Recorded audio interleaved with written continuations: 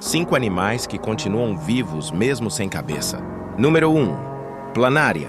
Se você cortar uma planária, ela não só sobrevive, como vira várias novas planárias. Cada pedacinho pode virar um novo bichinho. Número 2. Barata.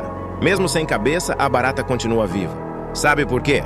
Porque ela não respira pela boca, e sim por buraquinhos no corpo. Bizarro, né? Se achou estranho até aqui? Curte o vídeo, porque o último vai te deixar chocado. Número 3. Galinha. Uma galinha chamada Mike viveu 18 meses sem cabeça. Isso porque o cérebro dela fica atrás dos olhos e uma parte dele ficou intacta.